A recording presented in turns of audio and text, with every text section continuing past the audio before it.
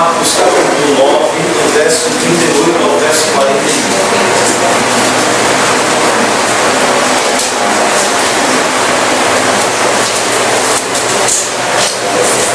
Vamos lá, eu vou ler, os irmãos acompanhem o texto, Marcos 9, 38 a 41. Disse-lhe João: Mestre, vimos um homem que em teu nome expelia demônios, o qual não nos segue, e nós lhe proibamos, ou lhe proibimos, porque não seguia conosco. Mas Jesus respondeu: Não lhe proibais, porque ninguém há que faça milagre em meu nome, e logo a seguir possa falar mal de mim. Pois que não é contra nós, é por vós. Porquanto aquele que vos der de beber um copo de água em meu nome, porque sois de Cristo, em verdade vos digo que de modo algum perderá o seu galardão. Amém. Então se aceita. Esse texto, embora curto, não é fácil de ser pregado e ensinado. Algumas peculiaridades aqui que a gente precisa entender. Eu vou tentar, de maneira bem prática, explicar aos irmãos. O tema ainda é a incompreensão dos discípulos. Cristo ainda está enfrentando essa dura realidade de tentar desconstruir a cabeça daqueles que o seguem algumas ideias erradas ainda. Eles estavam disputando entre si, vimos no domingo passado, brigando entre eles próprios. Aí o texto lá traz a ideia de que eles estavam se comparando uns com os outros para estabelecer que alguém era superior àqueles que o cercavam. E Cristo então tenta desconstruir aquela ideia, mostrando o princípio do serviço. Aponta para ele e mostra o princípio do serviço. Mas só que o desejo por superioridade pode assumir outras roupagens. O desejo por ser superior, por ser os únicos, por ser os principais, por ser exclusivos, ele pode ainda rondar o coração de alguém que segue a Cristo. Ele pode assumir várias características, várias formas. No primeiro caso, se manifestou entre o próprio grupo, entre eles que seguiam o Messias mais de perto, que se comparavam, que discutiam: eu sou maior, eu sou melhor, eu sou superior. Mas só que aqui Cristo irá enfrentar outra característica. É a característica de que muitas vezes nós nos elevamos sobre os outros, diminuindo-as.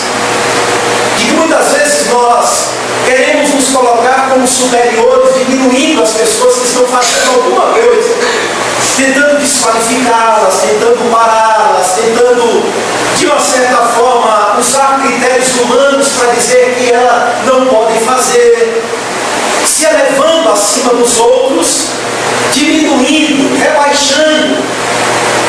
E aqui, irmãos, esses dois perigos estão rondando o coração dos discípulos. Eles estão ainda interessados em ser superiores, estão interessados em transformar o reino de Deus naquele grupo particular, específico, e corre o perigo de se transformar em fariseus vestidos de cristãos, em um grupo sectário com roupagem cristã. E é isso que Cristo vai tentar desconstruir, esse perigo que estava rondando o grupo principal e que de uma certa forma iria tanto destruir o grupo internamente, como de uma certa forma iria destruir a expansão do reino, a expansão do Evangelho que estava alcançando outras pessoas. Tudo isso porque constantemente nos esquecemos de quem é o maior. Constantemente nos esquecemos de quem é o rei. Constantemente nos esquecemos qual o nosso propósito no reino. Qual o nosso papel no reino. Qual a nossa função no reino. E que muitas vezes nos apropriamos de elementos secundários e os absolutizamos para servir de critério para julgar outras pessoas. Se Cristo não intervém constantemente na vida dos discípulos para ensiná-los, para corrigi-los, assim como se Ele constantemente não investe, não intervém, não abre o entendimento, nós iríamos fatalmente, como os discípulos, nos transformar num grupo sectário. Iríamos ficar brigando entre si e discutindo entre si qual é o maior. E de uma certa forma tentar parar alguém que está fazendo alguma coisa no reino. Iremos de fato, irmãos, construir com base no nosso próprio entendimento um caminho paralelo ao de Cristo e se tornar futuramente qualquer coisa, menos discípulos de Cristo. Iremos nos transformar em qualquer coisa, menos uma igreja atuante no reino. E o mestre está aqui preocupado com isso. O mestre está aqui reforçando os princípios do reino. E ele faz isso primeiro colocando uma criança entre eles. Uma criança que representa, ou que estava representando as pessoas que iriam precisar do cuidado deles, do tempo deles, da paciência deles, iria desfrutar dos dons deles, iria usar a perseverança e paciência deles. Agora eu pergunto a vocês, tem pessoas que demandem mais a nossa paciência do que crianças? Há pessoas que demandem mais paciência, tempo, dedicação dos adultos do que crianças. Irmãos, uma criança precisa de cuidado, atenção constante. Uma criança exige uma carga de paciência muito grande. Só hoje eu esqueci quantas vezes eu chamei a atenção de outro. Dedicação, muitas vezes, tempo. E as crianças aqui estão representando de uma maneira categórica as pessoas que exigiriam o serviço amoroso dos discípulos. Pois eu inverto e faço outra pergunta. Há pessoas que demandam mais paciência, amor, dedicação do que o ser humano afetado pelo pecado? Até que Cristo seja formado nele, até chegarmos à estatura de varão perfeito, que é Cristo, até ser Cristo formado em nós. Isso demanda paciência, isso demanda serviço, isso demanda amor mútuos de um para com os outros, isso demanda edificação mútua, isso demanda paciência e mais paciência. E olha que muitas vezes estamos falando com pessoas que foram regeneradas, estão sendo ensinadas, elas têm o Espírito de Deus, mas ainda há aspectos que são difíceis de serem tratados, aspectos difíceis que precisam paciência e repetição de ensino e mais ensino. A igreja está sendo formada por pessoas difíceis. E sabe quem é o maior? Eu, Cristo está dizendo. Eu. Se o maior morreu para servir difíceis, crianças, discípulos que demandam tempo, atenção e que estão cheios de ambições, que estão cheios de conflitos e preocupações, que estão conflitando com o reino, pessoas que são como crianças,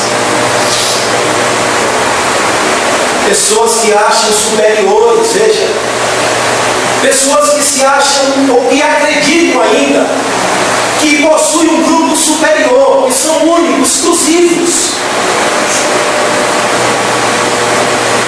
E Cristo enfrentou essas duas questões.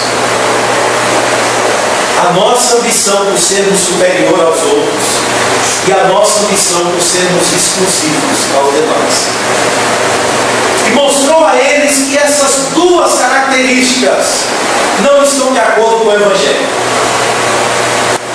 Pois a primeira iria levar-nos a corromper o princípio do serviço mútuo, serviço em amor, seguindo o exemplo de Cristo, o maior que se curvou para servir os menores. E o segundo iria conduzir o reino de Deus a uma instituição particular. O reino de Deus é a nossa instituição. Para seguir a Cristo, necessariamente tem que passar por essa instituição. E é no segundo caso que nós estamos nessa noite. Que Cristo vai mostrar a eles que eles não são os únicos representantes exclusivos do reino. Vocês não são os únicos que foram chamados para participar do reino. O porta-voz do grupo aqui não é mais Pedro. Pedro aqui não aparece no cenário. O que sempre se levantava de maneira intempestiva para representar o grupo não aparece aqui agora. O que aparece aqui agora é João. E se coloca como um tal. E ele chega a Cristo para narrar um acontecimento que ocorreu. Um fato que eles se depararam no caminho. E João chega a Cristo e diz: olha, mestre, aconteceu o seguinte. Nos deparamos com um homem que em teu nome expulsava demônios.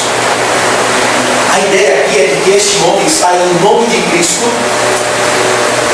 lutando contra o reino das trevas. Aqui a ideia de que esse indivíduo está atuando.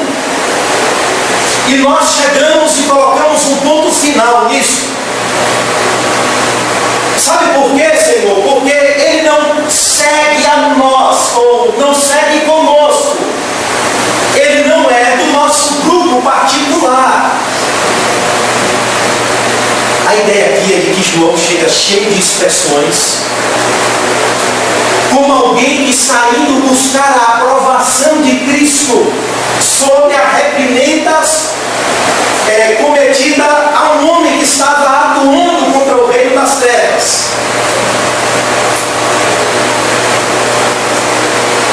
Então ele conta o que houve. O primeiro ponto que ele levanta é: este homem está fazendo isso em teu nome. Ou seja, ele está expelindo demônios em nome de Cristo. E aí tudo bem. Ele está servindo alguém em nome de Cristo. Ele está levando Cristo a uma necessidade prática da vida de uma pessoa que está sofrendo por conta de possessão maligna. O problema não está nisso.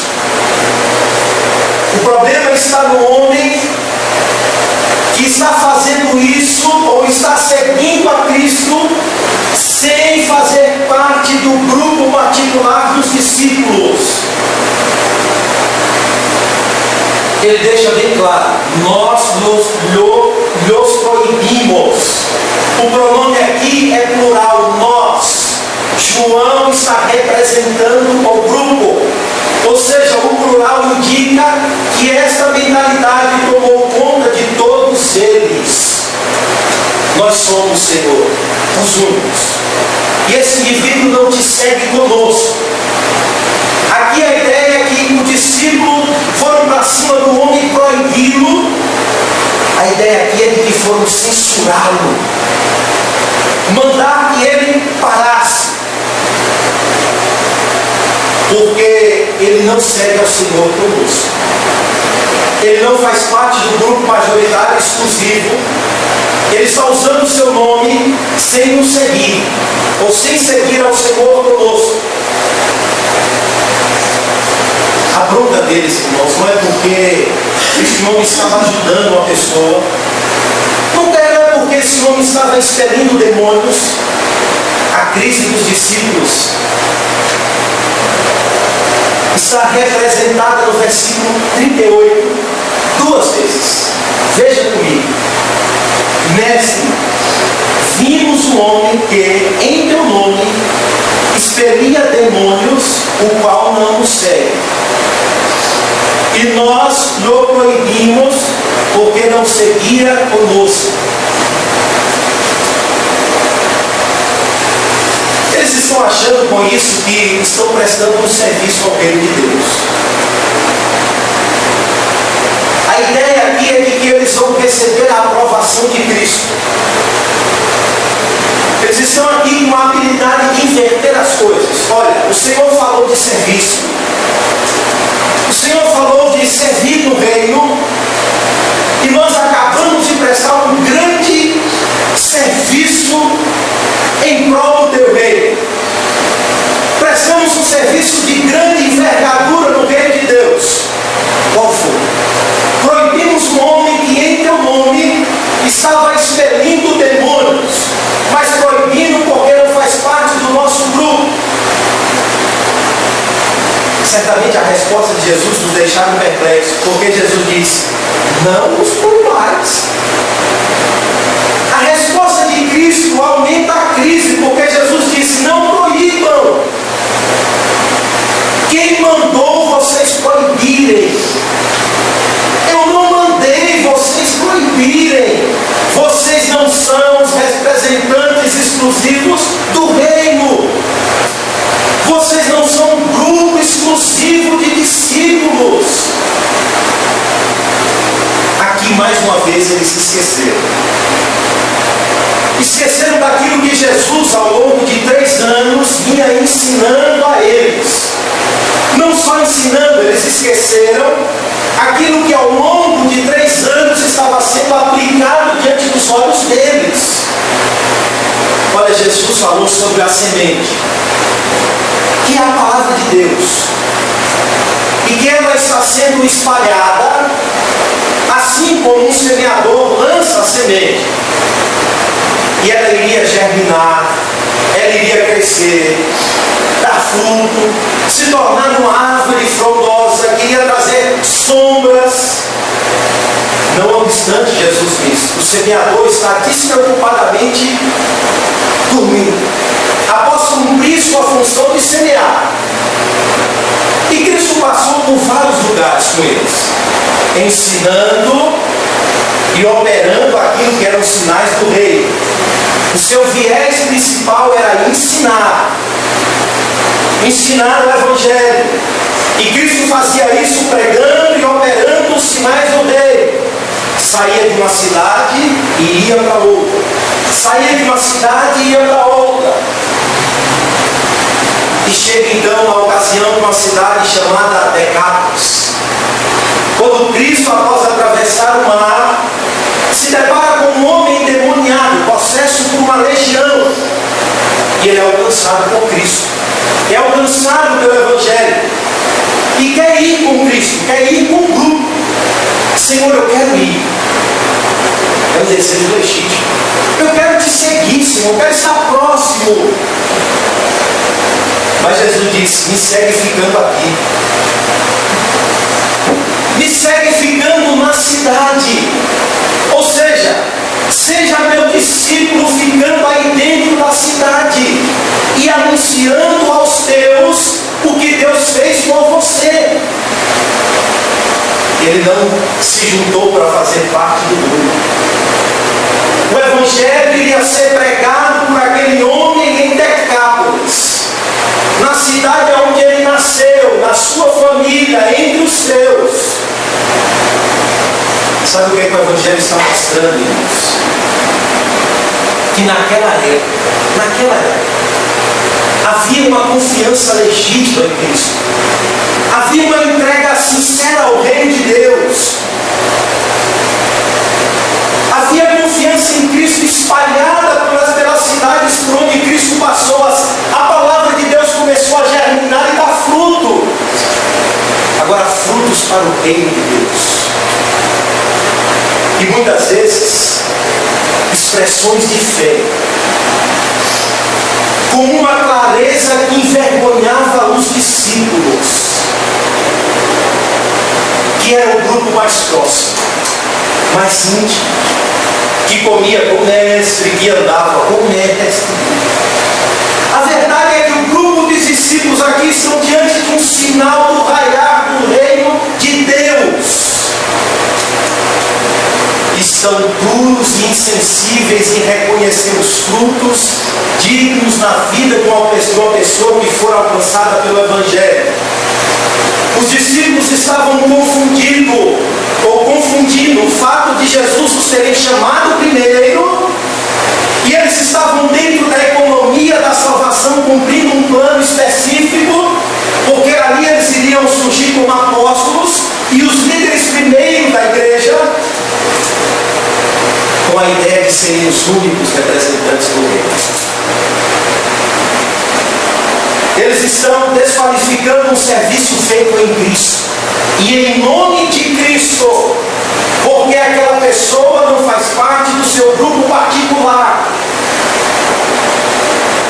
Por ser discípulo, necessariamente tem que passar por aqui, tem que ser do nosso grupo. E muitas vezes, irmãos, isso toma conta da nossa mentalidade, e principalmente no grupo reformado, principalmente no grupo que é privilegiado pela doutrina correta e são ortodoxos.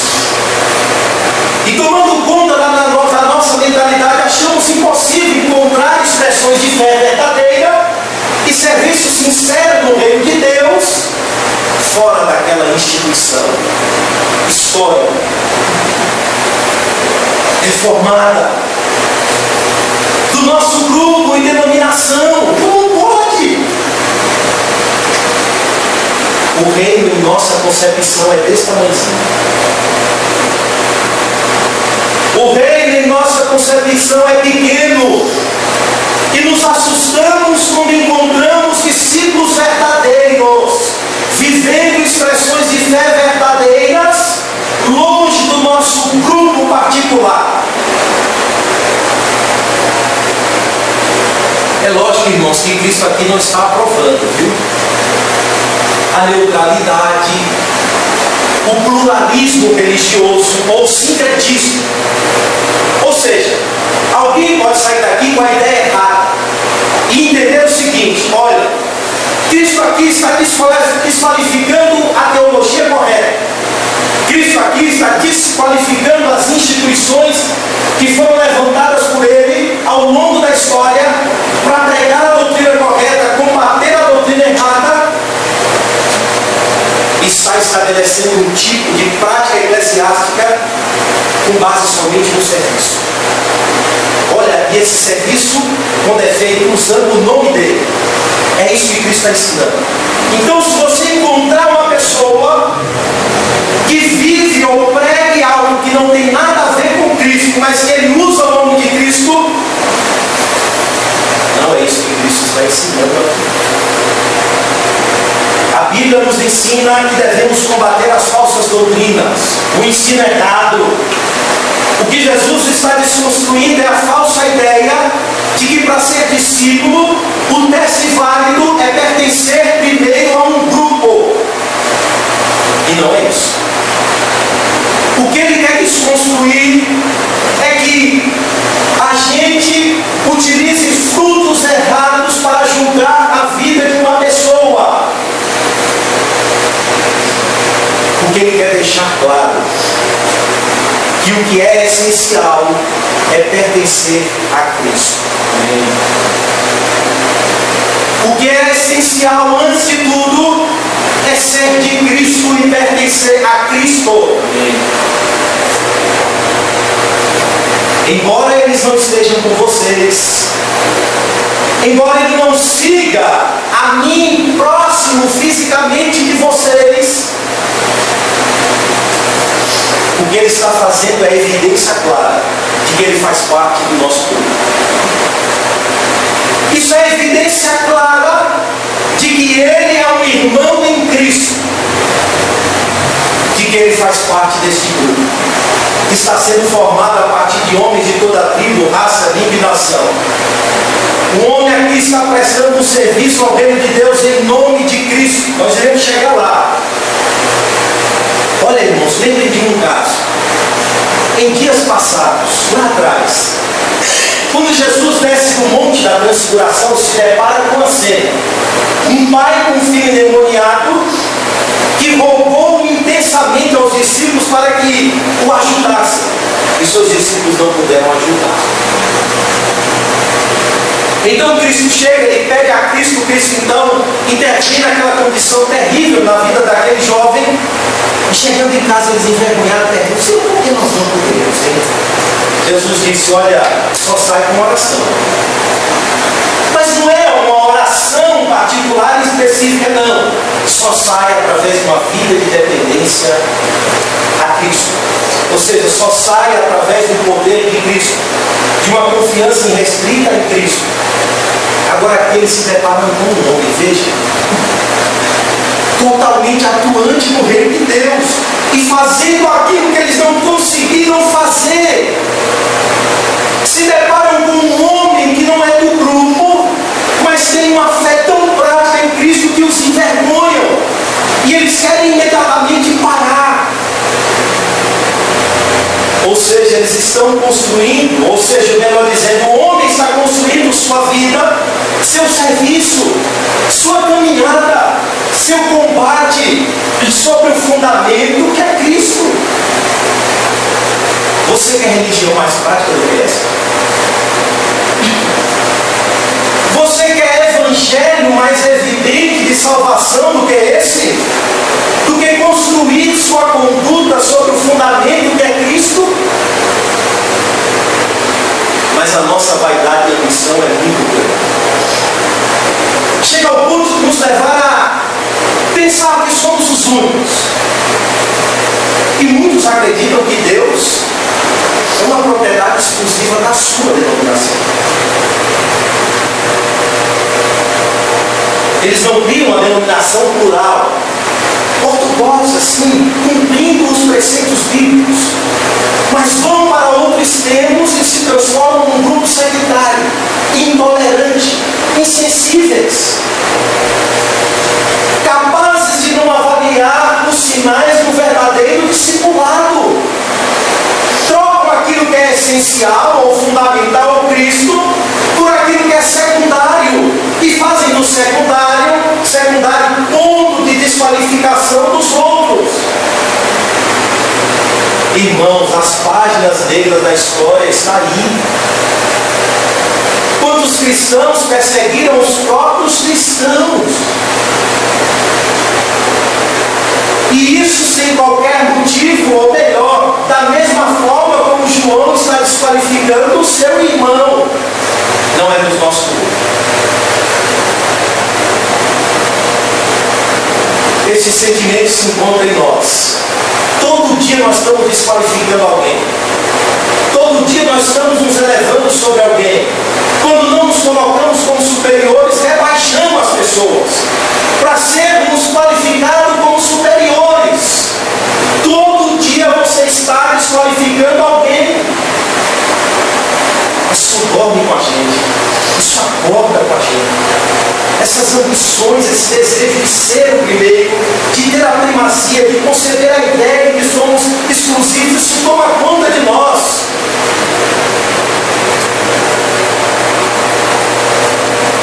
Fazemos da nossa forma eclesiástica um medo. Como dizia o finado pastor Batista, se arrogam por ser batistas do Papa Amarelo. E utilizamos o secundário para desqualificar o serviço prestado em Cristo. A ideia é de que esse indivíduo está em Cristo.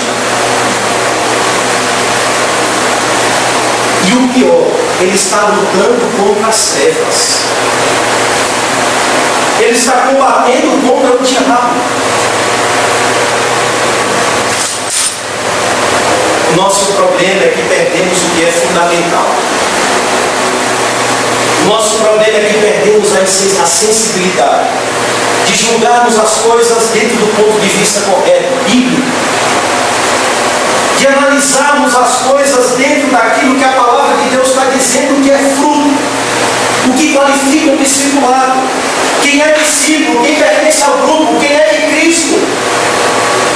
E muitas vezes estamos tão distantes fisicamente das pessoas, mas elas estão no mesmo caminho que a gente, estão combatendo no mesmo combate que a gente, estão lutando na mesma luta que a gente. Não foi Paulo que fundou a igreja de Colosso. Jesus, no capítulo 4 de João, quando conversa com aquela mulher samaritana, e aquela mulher sai para pregar Cristo, e as pessoas não crendo somente no testemunho da mulher, voltam para ver Cristo, e os discípulos chegam e veem aquilo. Jesus diz a ele: olha, eu chamei vocês para colher onde vocês não plantaram. Olha, quando vocês forem colher, vocês vão ver um tanto de fruto. Samaria já tinha bombado, o evangelho já estava frutificando no coração daquelas pessoas através do testemunho da mulher, através do testemunho daqueles homens que foram ver Cristo. E é assim, irmãos, muitas vezes nós encontramos pessoas que possuem uma fé tão prática, tão clara, tão limpa. Pessoas que muitas vezes elas não têm um conhecimento tão profundo como muitas vezes nós temos.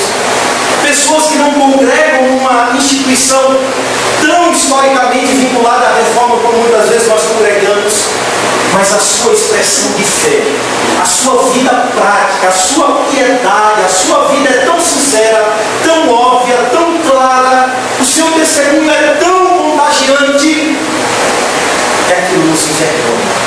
Mas eu não lembro da sua vida.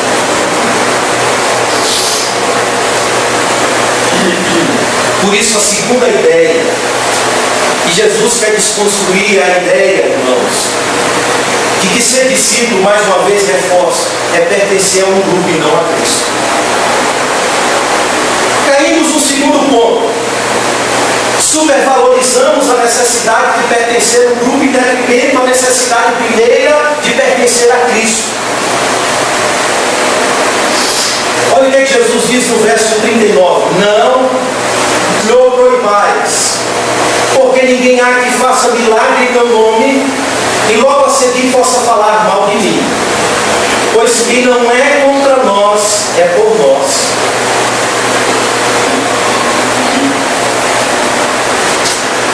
Irmãos, o problema aqui não é o desconhecido, é os discípulos, mais uma vez.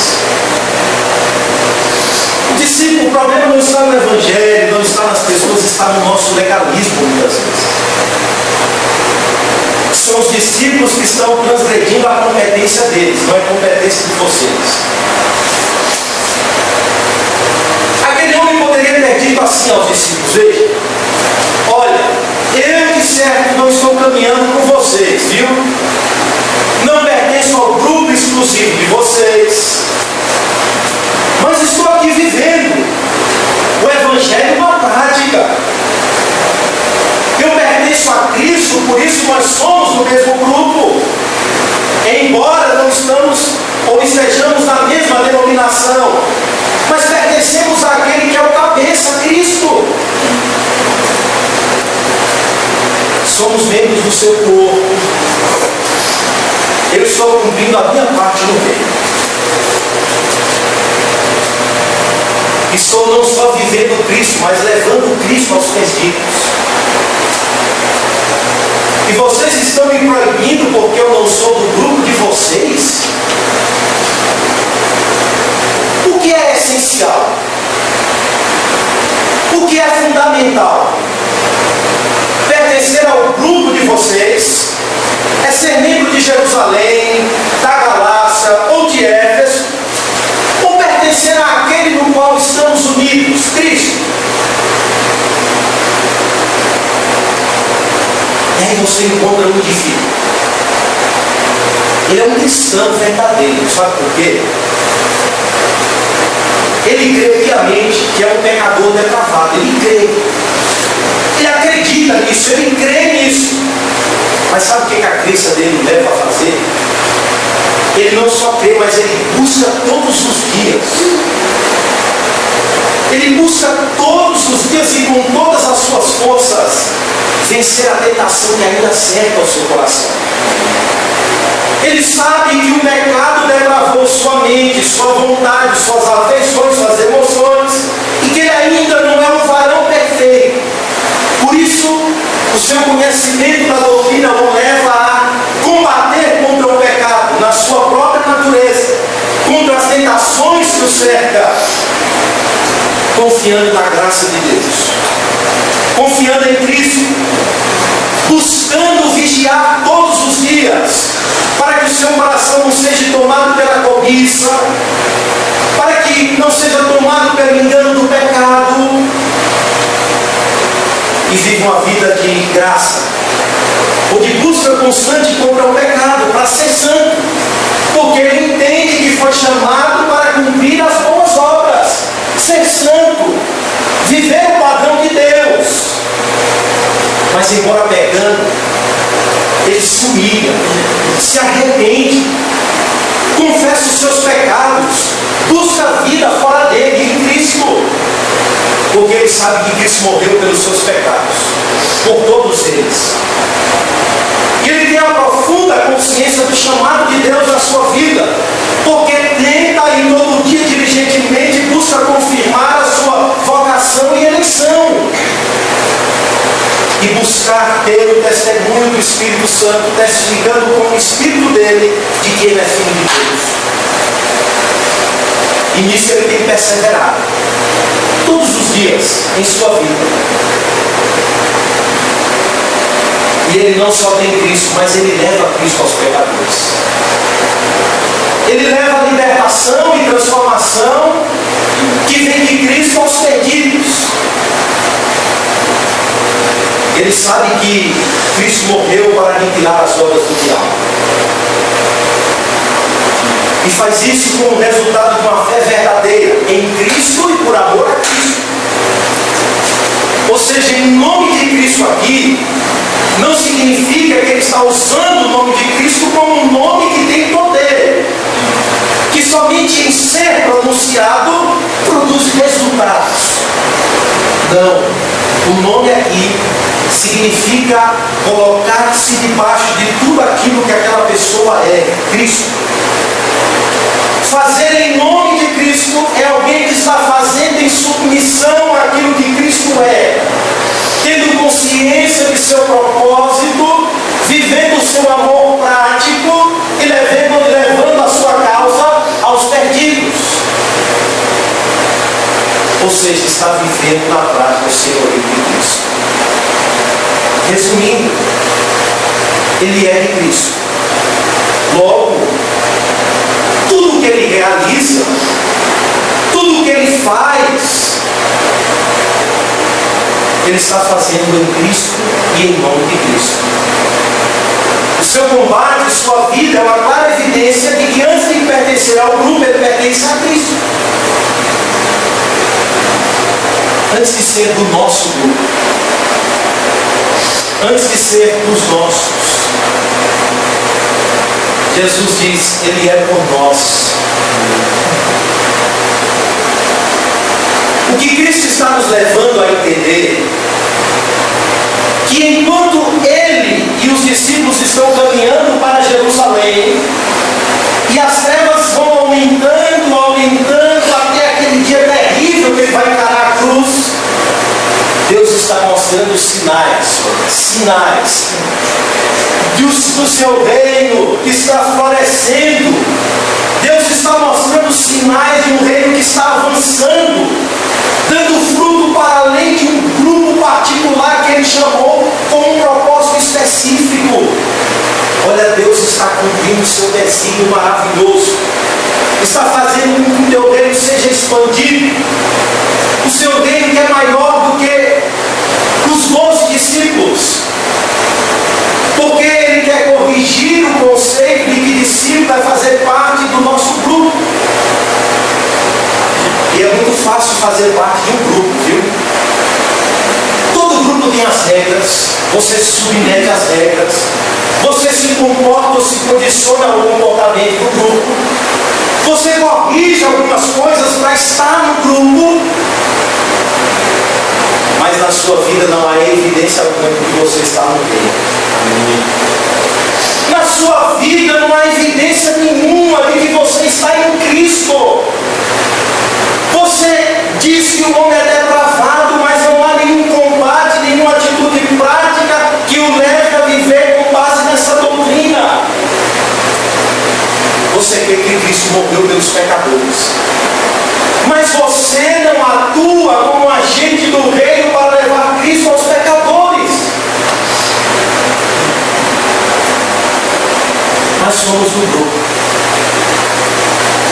pertencemos ao grupo.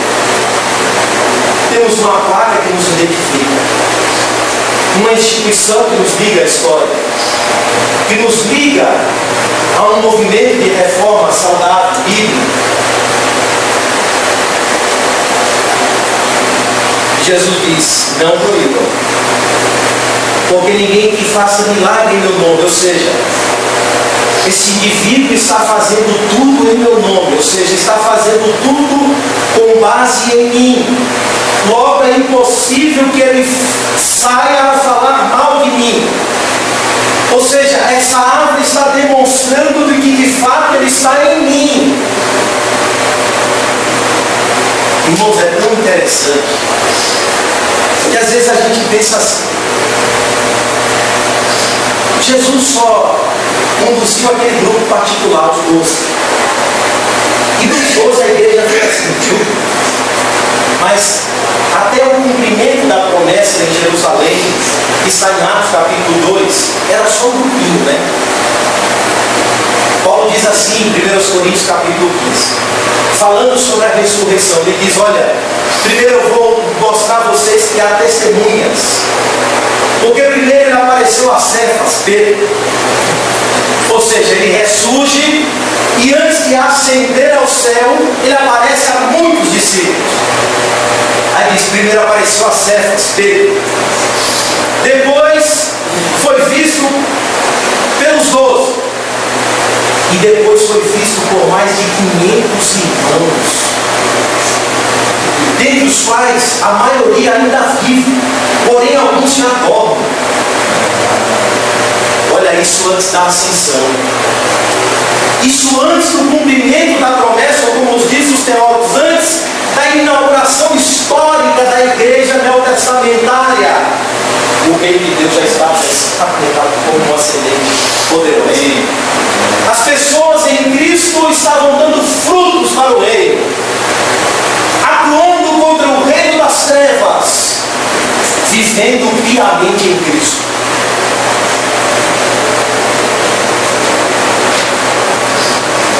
Olha, irmãos, o triste é saber que Judas fazia parte do grupo, mas não era de Cristo. É isso que Cristo quer levá-los a entender. Quais são os critérios, quais são os fundamentos, quais são os frutos. Ele diz que uma árvore se conhece, ou pelos frutos se conhece a árvore. Quais são os critérios que vocês estão utilizando para dizer que ele não pertence? O critério é que ele não segue conosco. Por isso, o terceiro ponto, irmãos, Cristo nos leva a entender a ideia de perceber o que caracteriza um verdadeiro discípulo. O que caracteriza um verdadeiro filho de Deus? O que caracteriza uma pessoa que está no reino, faz parte do reino? É do nosso grupo.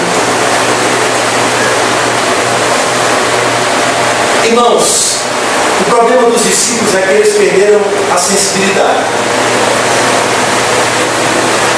Perderam o entendimento espiritual ao ponto de entender as coisas como sinais do reino de Deus, do consolo de Deus, da operação de Deus. Isso é tão grave que Jesus, no versículo 49, vai dizer: olha, e quem fizer tropeçar um desses pequeninos crentes, melhor lhe fora que se lhe pendurasse ao pescoço uma grande pedra de moinho e fosse lançado no mar.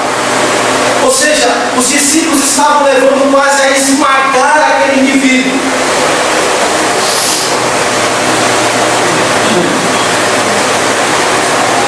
A nossa tendência é desprezar muita gente que pertence a Cristo, mas não pertence ao nosso grupo.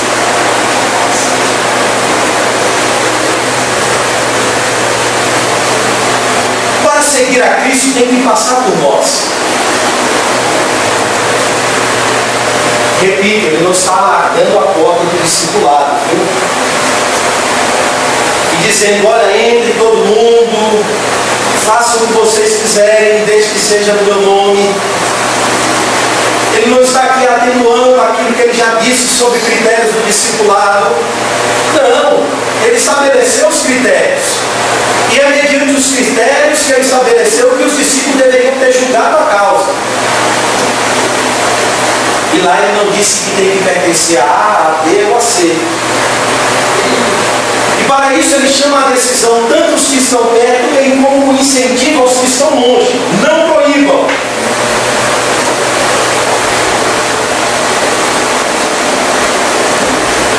Jesus aqui fala de um copo de água.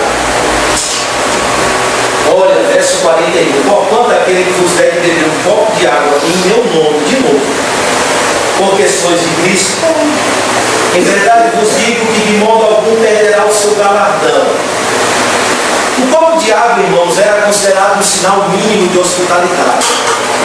O mínimo que alguém poderia fazer a uma pessoa era dar um copo de água. Essa pessoa está prestando um serviço pequeno, mínimo. Mas Jesus está dizendo, olha, ele faz isso em meu nome. A qualidade desse serviço não é medida por sua repercussão, mas é porque ele faz o mínimo em nome de Cristo. Ou seja, a grandeza desse serviço está mostrando, ou está sendo mostrado, pela realidade de alguém que está fazendo com a consciência de quem está servindo verdadeiramente a Cristo. Olha, é um copo de água que eu estou servindo a alguém que é de Cristo, mas eu faço com a consciência profunda de que estou servindo a Cristo. O que Cristo quer mostrar aqui é o seguinte, olha, tanto que serve um copinho de água, bem como os que são servidos, estão todos dentro de um mesmo propósito, que é prestar serviços no reino de Cristo. O nosso problema é que não julgamos as coisas pela palavra de Deus, pelos princípios do Evangelho. Na nossa cabeça, como é que as coisas funcionam? Olha, na nossa cabeça as coisas funcionam assim. Ele está expulsando demônios em nome de Cristo, mas não é do grupo tal, logo ele não pertence a Cristo. Não é dos nossos. Mas Jesus diz, olha, ainda que seja um copo de água, dado em meu nome, ou seja, dado sob a consciência de estar servindo no meu reino, com o entendimento correto, com a ação correta, com a intenção correta, isso é uma evidência verdadeira de um discipulado cristão. Viu? Isso são evidências claras de uma salvação que está sendo operada na vida dessa pessoa. E são sinais tão evidentes de uma salvação já consumada, de que ele jamais perderá sua participação efetiva no reino de Deus. É o que ele diz em Mateus: quem não é por mim, é contra mim. Ou seja, quem está servindo água a vocês, está servindo sob a consciência de estar inserido no reino de Deus e cumprindo um propósito, desde que seja mínimo, mas está cumprindo o seu propósito com a consciência profunda de estar servindo a Cristo. Isso une vocês. Isso junta vocês dentro de um propósito soberano, que quer servir como servo de Deus no reino de Cristo, que quer ser atuante no reino, que quer dedicar, ainda que sejam coisas mínimas, mas que sejam coisas que sejam frutos de uma fé verdadeira que se opera através de uma consciência clara de quem é Cristo.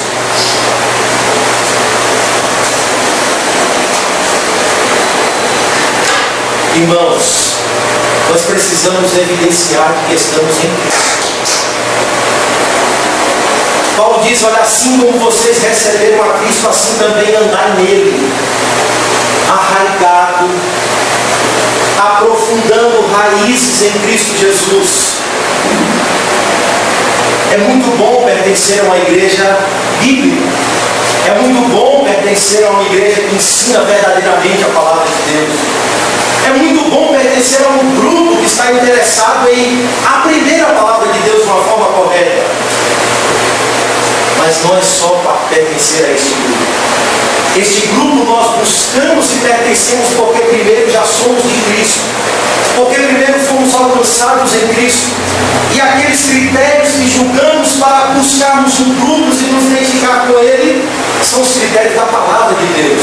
São os critérios do reino, são os critérios de ser atuante no reino, de estar sendo produtivo no reino, de estar vivendo claramente a consciência do reino de Cristo, de estar servindo uns aos outros em Cristo Jesus. Muitas vezes há grupo aqui, há grupo lá no Ceará, há grupo no Rio de Janeiro, há grupo em todos os lugares do mundo onde o reino está florescendo, e todas essas pessoas estão caminhando para um só propósito: esperar a consumação de todas as coisas e aguardar aquele dia onde seremos todos um só naquele que é o cabeça, Cristo Jesus. Amém. Então, irmãos, nossos critérios de julgamento devem ser a palavra de Deus. O que é que qualifica um discípulo? O que é que qualifica um crente? O que é que qualifica um cristão? Quais são as evidências? Quais são os sinais? É só pertencer a um grupo? Jesus disse: antes devem pertencer a mim, fazer em meu nome. Consciência de quem eu sou, de quem Cristo é. E a consciência de quem Cristo é deve nos levar a servir, sem querer atropelar ninguém, sem querer parar ninguém, mas cumprindo cada um o seu papel dentro do corpo de Cristo, mudando as coisas com critérios bíblicos e espirituais. Que Deus nos ajude. Vamos orar. Senhor nosso Deus e Pai, nós te agradecemos mais uma vez por estarmos aqui diante da Tua presença. Queremos, meu Deus, te agradecer pelos cânticos que aqui entoamos. Amém. Pela leitura da Tua palavra que ouvimos. Mas acima de tudo te agradecemos pela pregação. Amém. Meu Deus, te agradecemos pelas Tuas verdades, Senhor. Nos ajuda, Senhor Deus, a nos encontrarmos em Cristo, Senhor. Ajuda-nos, ó Deus, a usar o Teu Evangelho, os princípios do Teu reino para julgar as questões, para julgarmos segundo o Teu padrão, a Tua retidão, a Tua palavra. Meu Deus, nos dá graça, Senhor, para que antes de buscarmos pertencer ou estarmos unidos a um grupo, estejamos preocupados em estarmos em Ti, Senhor. Em estarmos vivendo, ó Deus, a verdadeira fé cristã em Ti, de estarmos sendo frutíferos e atuantes no Teu reino em Ti, Senhor. Estar cumprindo, ó Deus, o nosso papel, ainda que seja servir um copo de água a um discípulo. E façamos, ó Deus, tudo para a glória do Teu nome, Senhor, com a consciência de que estamos prestando um serviço legítimo, sincero, verdadeiro e que contribui com o progresso do Teu reino. Meu Deus, nos ajuda a ter a consciência de servos, ó Deus. E um coração humilde, ó Deus. Um coração humilde. Sejamos vigilantes, ó Deus, para vencermos as ambições que combatem contra a Tua palavra e guerreiam contra o Evangelho. Amém. As brigas que nos dividem, as ambições que nos separam. Meu Deus, nos une debaixo do Seu propósito, da Tua palavra, do cabeça que é Cristo. Amém. E nos dê humildade, nos dê amor, nos dê perseverança, paciência, simplicidade, nos dê diligência para servir, nos dê graça, ó Deus, para servirmos uns aos outros, como discípulos verdadeiros do Teu reino. É o que nós pedimos, Pai, em nome de Jesus. Amém. Amém.